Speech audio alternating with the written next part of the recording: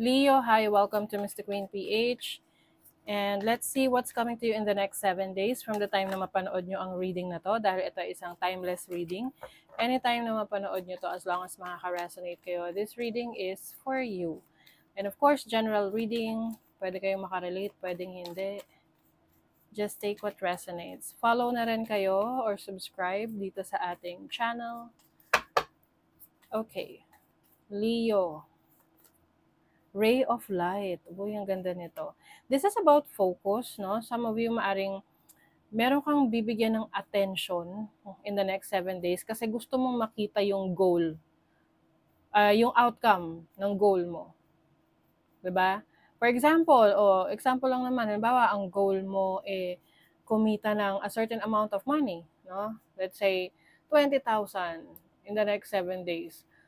O, syempre, meron kang kailangang gawing pag-focus doon sa mga actions na gagawin mo para makuha mo yung resulta na gusto mo. So you will be more, kumbaga you are keeping eye on the prize. Ayan. Na ano nga bang mangyayari kapag nagbigay ka ng focus sa isang bagay na gusto mong ma-experience. So you will see the results in the next 7 days kung magiging focus ka. So kailangan talaga dito commitment. Yes. Ano yung kaya mong i-commit sa sarili mo? Willing ka ba na gawin yung mga ipinangako mo sa sarili mo na ito yung gagawin mo? O ikaw mismo yung magbe-break ng pangako na yon? So it's your choice. You have breath. Ano to parang like a breath of fresh air. So pwedeng meron kang idea, may bago kang inspiration in the next 7 days na ito yung bibigyan mo ng focus, ito yung bibigyan mo ng attention na okay, ito yung gusto kong mangyari, ito yung dapat kong gawin, maging consistent lang ako, and then the next 7 days makikita mo yung resulta. Okay? So, ganun lang. Kailangan lang talaga meron tayong focus, hindi tayo madidistract. Ang dami kasing distraction sa buhay ngayon no? Oo, sa totoo lang, maraming distraction sa buhay. Kaya ngayon, ang hirap rin na makapagbigay ka ng attention sa isang gusto mo kasi mabilis rin yung iba ngayon sa dami ng nangyayari sa paligid natin, ang bilis natin ma-distract. Tapos, ang ending, wala tayong natatapos, wala tayong nagagawa kasi hinahayaan natin na ma-distract tayo. Overall energy. Ace of Pentacles. There's a new beginning, new opportunity for career, business, finances. So, pwedeng ikaw ay, ito yung idea mo, no? Na ito, gagawin ko to for my career or for my business or for the project mo, no? Financial project mo. And this is promising. Kumbaga, nasa sayo yan kung paano mo i-handle yan, paano ka magte-take action dyan. Your challenge is, the 12 Pentacles. Some of you, no, wais kayo Kumbaga, meron kayong existing or isang sitwasyon ngayon na nagwo-work na para sa inyo. And then, meron kang gustong subukan. Siyempre, ayaw mo naman agad-agad bitawan yon nang hindi pa sigurado or hindi pa stable yung sinusubukan mo, diba? So, ngayon, you are managing it, no? Tinatry mong ayusin, tinatry mong i-manage yung schedule mo, you are balancing the situation. So, yun yung challenge sa'yo. Kung paano mo yun magagampanan. Okay? So, kasi magiging busy ka in the next 7 days, you will do a lot of things, you will try new things, and ang challenge is kung paano mo ma-maintain yung momentum mo na magampanan lahat ng mga responsibilities mo. Now, your opportunity is the 3 of Cups. Meron kang opportunity na mag-network, to meet new friends, to connect with like-minded people, no? So, sabihin yan, pareho kayo ng interest. And this is also an opportunity for you na hindi mo sasayangin yung oras mo, panahon mo, sa mga taong hindi naman aligned sa goal mo.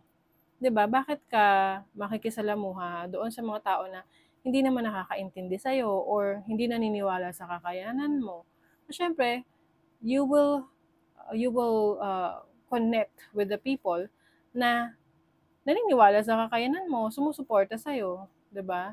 So, ito yung time for you to make new connections, increase your network, and eventually, kasi success to no? Celebration.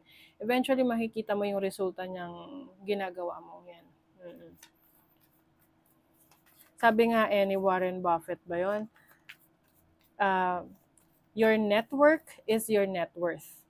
So, depende kung gaano karami ang network mo, yun yung magsasabi sa'yo kung ano yung, gaano kalaki yung potential mo pagdating sa kita, sa income.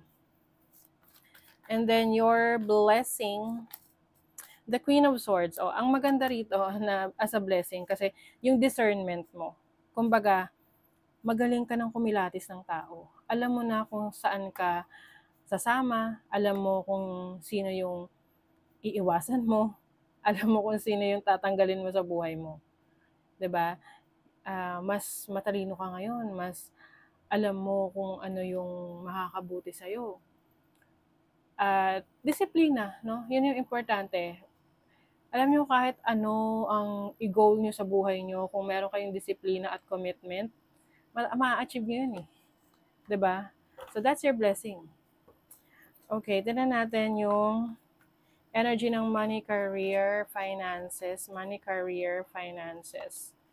The Magician. Oh, I love this card. Magician is about power. You are honing your powers. You are tapping into your skills. Marami kang natutuklasan pa na kaya mong gawin Kumbaga, nag-evolve ka. You are exploring. Nag-explore ka ng mga iba mo pang pwedeng gawin. And that's good kasi, kumbaga, mas lumalawak yung scope mo, kumbaga. 'Di ba? Hindi ka nakatali sa isang sa isang field or sa isang industry or sa isang sitwasyon lang. So pagdating sa kaperahan mo, oh my goodness, tinan mo, the 8 of Pentacles. You're going to be very busy sa paggamit ng iyong talento, skill set.